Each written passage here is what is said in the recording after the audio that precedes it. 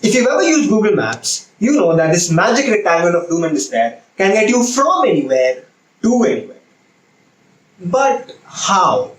How does this existential crisis vending machine find a route to their friend's house that lives in the middle of nowhere faster than I can think of an excuse to not go? Because the thing is, computers don't really see maps in the way we do. Well, computers don't really see maps in any way. Actually, computers can't see, as you might be aware. So, how? Well, as you might be surprised to find out that contrary to popular belief, the answer is not manifestation.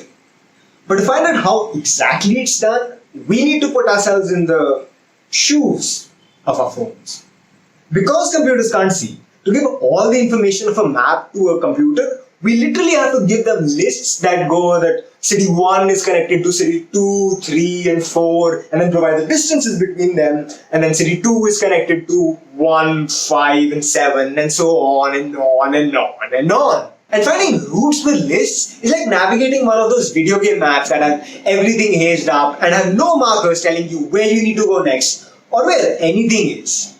But visiting a place clears the haze a little bit, revealing the neighboring locations. This is because all the information of direction and relative position is lost in a list. We don't know where anywhere is, only the name of the place where we start from. And visiting a city and the haze clearing is basically just looking at the list of cities that it is connected to.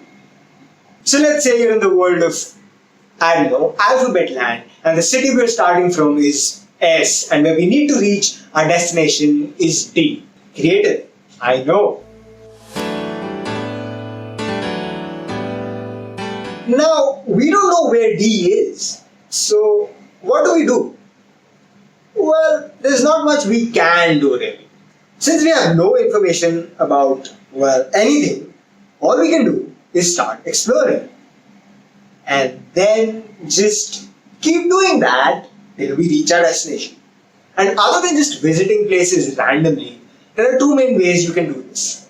We can either keep going deeper and deeper along a route till we reach a dead end, and then go back and then repeat the process till we reach our destination. Or we can choose to cover a wide array. First exploring all the places that we have already discovered, and then going a step deeper, and then repeating the process until we stumble upon the destination. Okay, so this is the editor version of me, and I'm just pausing to say that from this point onwards, I'm going to stop using this haze method of revealing new cities, and they'll just appear on the map because, I want to say it's cleaner and it's less distracting, but honestly, it's just much easier to animate. So, yeah. Now, there's no way for us to determine which of these is better in any scenario because we have no idea about the geography of the place. In some cases, going deeper or depth first will reach the destination sooner, and in others, going wider or breadth first will. Either way, you choose your preferred way of stumbling around and then start stumbling around. And eventually, you reach your destination. And that is how you get from anywhere to anywhere. Except, we don't want to find just any path to our destination. We want to find the shortest one. After all, you don't want your phone recommending a 20-kilometer route to a place that's just 5 kilometers away. Or miles, whatever. Ugh. So, how do we find the shortest route? Well, maybe one thing we could do is find all the routes to our destination and pick the shortest. Or maybe not.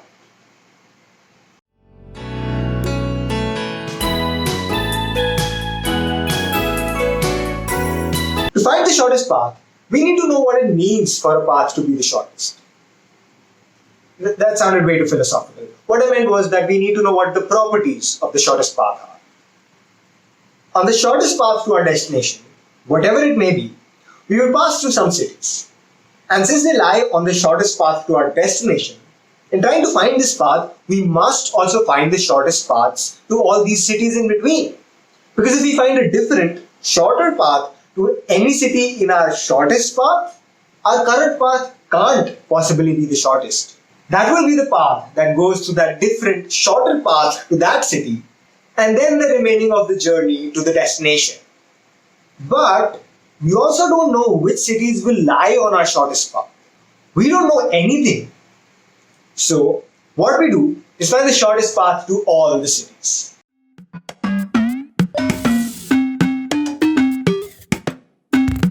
This is actually not that hard.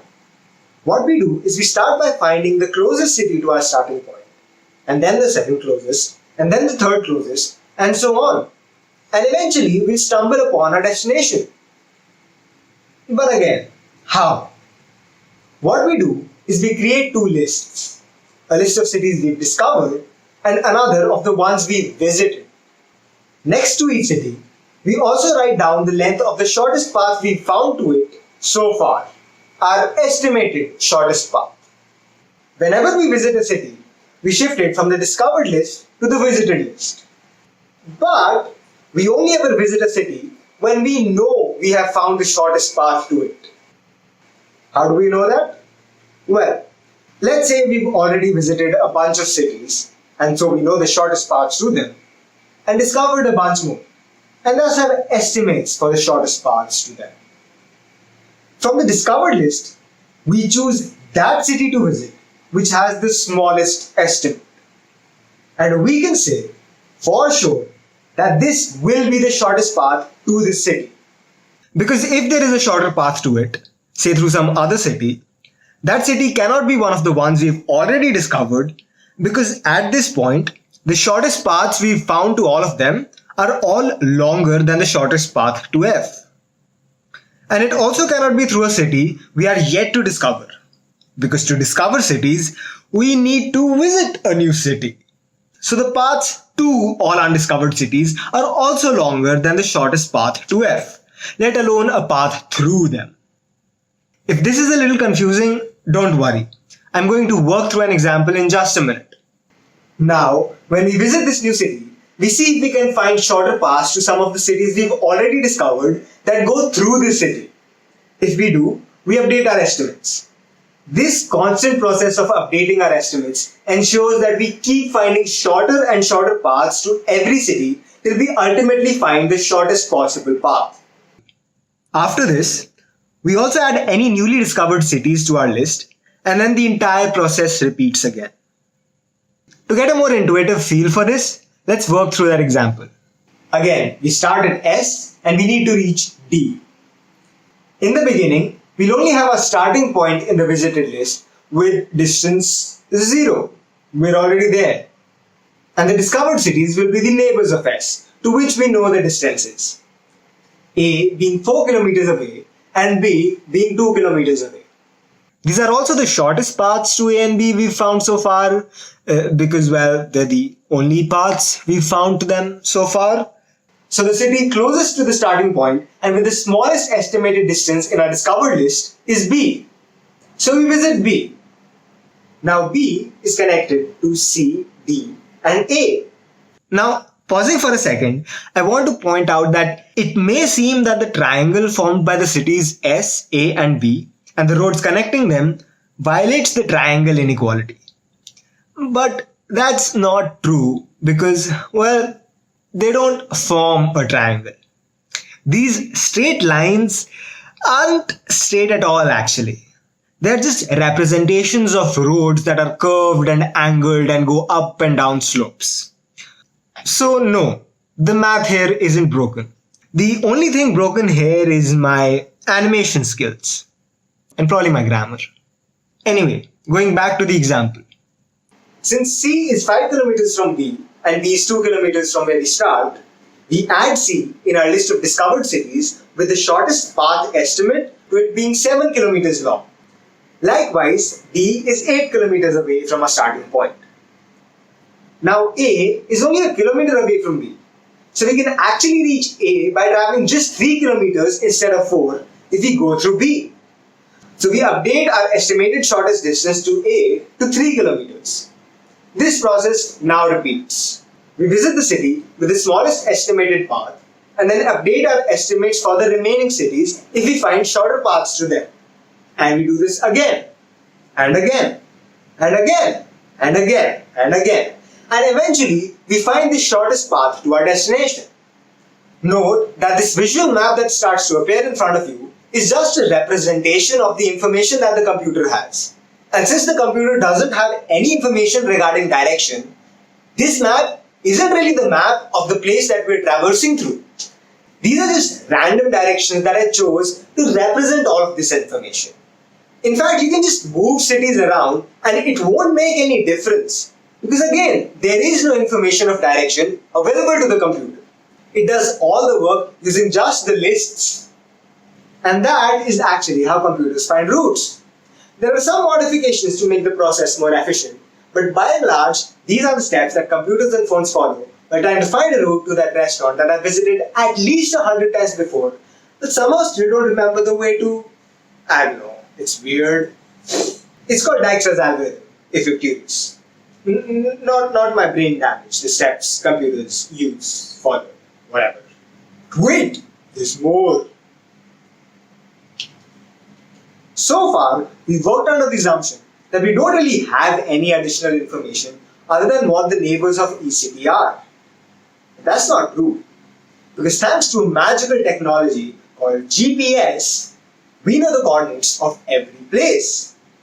These GPS coordinates give us a sense of directionality. Because while they don't tell us anything about the route, using these coordinates, we can calculate the straight line distances between any city and the destination. The shorter the straight line distance, the closer that city is to the destination. So when choosing to visit a city, considering the straight line distance as a factor helps us avoid cities that may be very close to our starting point, but in a direction opposite to where we want to go. This just helps make the entire process much faster. Wait, there's more. Well, there actually isn't. I just like doing this. So that's how computers know, that's how your phone knows where to go. This is stupid.